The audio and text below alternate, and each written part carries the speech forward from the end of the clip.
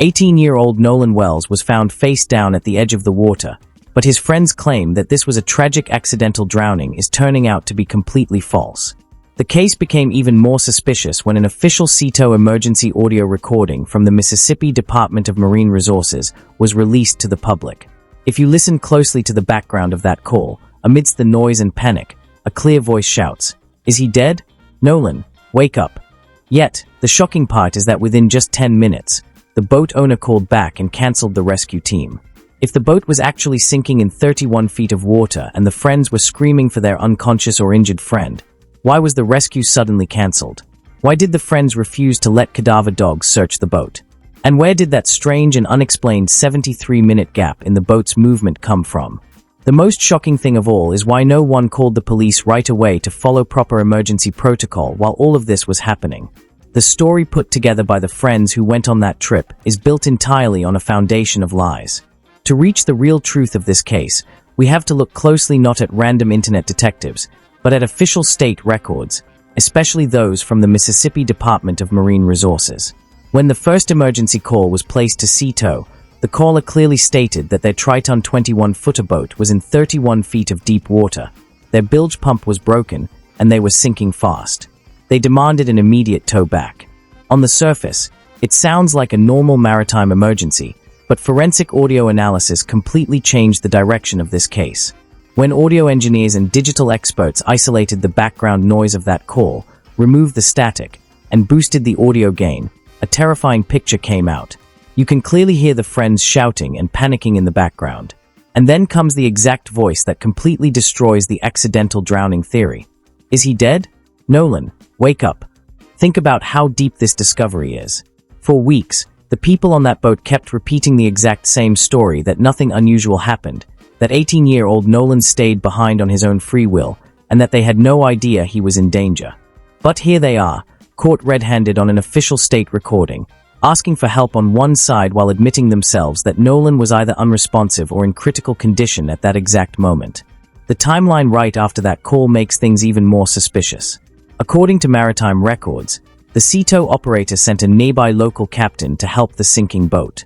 But within just 10 minutes, before any rescue boat could reach them, the boat owner contacted the service directly and cancelled the rescue call, claiming their problem was fixed and they no longer needed help. How can a sinking boat in 31 feet of water with a broken bilge pump fix its problem in just under 10 minutes? The answer is clear. The emergency call was probably made out of panic or a miscalculation, and when they realized official authorities were getting involved, they tried to back out quickly. But the audio was already recorded permanently. As investigators started looking into the statements of the friends, layer after layer of lies started falling apart. The biggest pillar of the friends' defense was a girl named Katie, whom Nolan supposedly met by chance on Horn Island. According to the friends' initial statements, 18-year-old Nolan didn't return with them because he chose to stay behind on the island with Katie on his own. This timeline was pushed to investigators and the public to make it look like Nolan was alive and well when the rest of the group left, and to prove the friends had nothing to do with his death. But that is where a massive problem came up. Katie completely destroyed this alibi. When investigators spoke to Katie and her sister, their statements were completely different. Katie stated clearly that Nolan did not stay behind with her. She confirmed that she left the island on a completely different boat with different people, and she thought Nolan was going back with the very friends he came with. She never asked Nolan to stay, and he did not stay on the island with her. The story made up by the friends was just a fake alibi to buy time and distance themselves from the accident. This deception is made even clearer by the issue of mobile phone reception. The group first claimed there was no cell service on Horn Island, which is why they couldn't call for help immediately or post updates. But this excuse completely falls apart when compared against physical facts and digital footprints. First, the emergency call made from the boat proves there was strong and clear communication available. Second, social media data and witness videos show that the friends on the island had active phones and were using them. Besides that, a video circulating online showed a young man shouting, "Give me my phone back," which started a huge debate. Even though the friends later tried to claim that voice belonged to someone else, the plain fact is that phones were active, signals were available, and the claim of being totally cut off on the island was an outright lie. When people build a web of phone signals, missing alibis, and fake stories, it's never because they are innocent. It's because the truth is far more terrifying than the lies they are trying to hide. While public attention was focused on the changing stories of the friends, the real smoking gun was locked quietly inside the medical examiner's office. Autopsy reports are meant to bring out the truth, but in the case of this 18-year-old boy, the first medical examination raised even more frightening questions instead of easy answers. When the first medical exam was done, the first medical examiner made a strange and massive decision. They removed Nolan's neck structures, throat, and kept them safe with themselves. For people who don't know the rules of forensic pathology, this is not normally done in a regular drowning case. In a textbook drowning, the lungs fill with water, and the cause of death is decided by exclusion. So why was the throat kept? Why not the hands, feet, or other parts of the body? Forensic experts and distinguished pathologists have explained this frightening detail clearly. In cases where a body stays in the water for days, especially floating face down, advanced decomposition starts. Because of post-mortem blood diffusion, the color of body tissues changes, making it very hard to tell the difference between marks caused by natural decomposition and physical trauma suffered during life. Specifically, if a person was in a physical fight, had their throat squeezed, strangulation, or suffered blunt force trauma to the neck, the bleeding inside the muscle tissue and fractures in the hyoid bone or tracheal cartilage get hidden in the chaos of decomposition.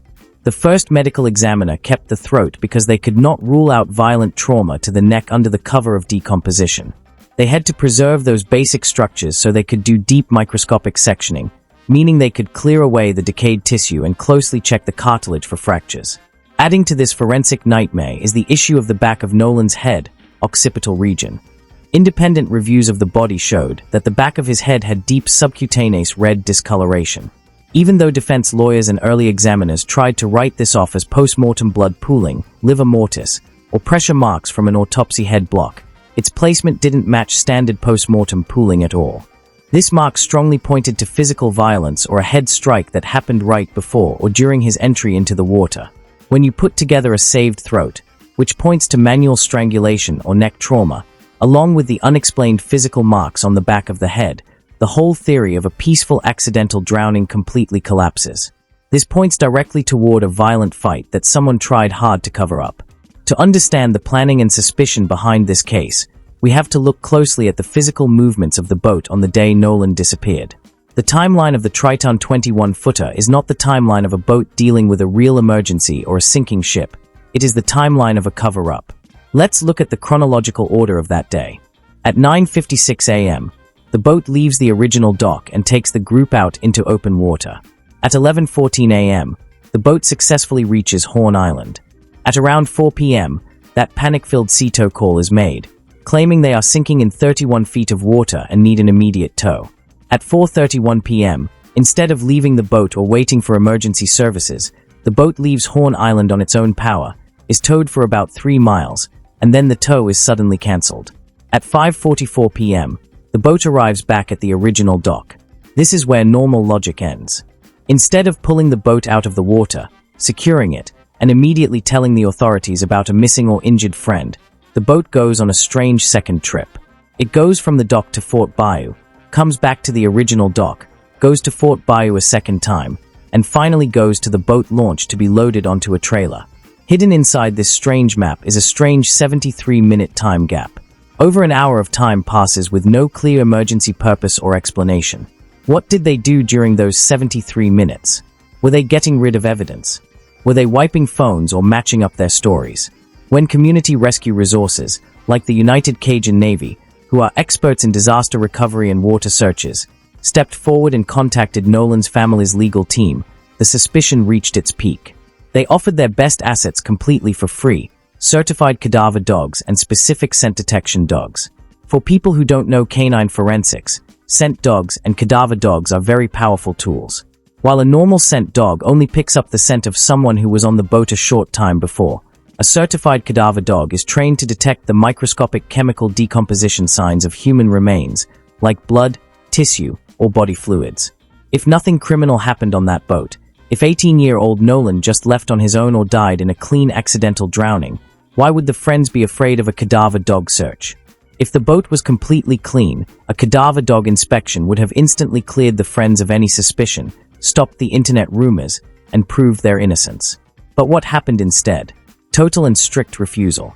Legal roadblocks were put up. They refused permission using the technicality that the family didn't own the boat, so they had no legal right to allow a search. Defense teams blocked everything. The boat was quietly cleaned up, moved away, and kept safe from independent canine forensic checks. Think about this choice. If your friend dies under mysterious circumstances, and expert canine handlers offer 100% free services to prove your boat has no trace of a body, any honest person would welcome them openly. Blocking a cadaver dog search is the biggest proof of guilt. The investigation into Nolan Wells has turned the local community into a psychological powder keg. On one side is a grieving family facing non-stop online harassment, forced to defend their GoFundMe pages, their parenting, and their dignity while they only search for the truth. On the other side are the people who were on that boat, hiding behind strict legal advice, receiving thousands of threats, and even skipping funerals because of personal safety. Even law enforcement and medical officials have gotten caught in this fire. The local district attorney stepped forward publicly to defend the integrity of the investigation, assuring the public that every death case in the county goes through strict checks and a grand jury review. But the public's anger isn't because of incompetence, it's because of the wall of silence that usually hides ongoing criminal investigations. When a case has changing alibis, secret panic audio recordings, an autopsy missing a throat, an unexplained 73-minute boat detour, and a strict refusal to allow cadaver dogs, the public cannot just blindly trust the system. They want transparency. The truth cannot stay hidden forever. Evidence leaves a trail, audio leaves an echo, and human memory, no matter how carefully planned, eventually breaks under the weight of lies. Nolan Wells cannot speak for himself anymore, but the digital footprints, forensic red flags, and the terrifying background screams on the SeaTow call are speaking loud and clear. The search for justice is the search for truth, and until every single person on that boat is separated and questioned under oath to answer the unexplained gaps in their story, this dark shadow will remain over Horn Island. What do you think really happened out on the water during those 73 minutes?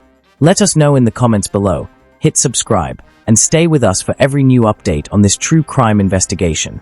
Thanks for watching, goodbye.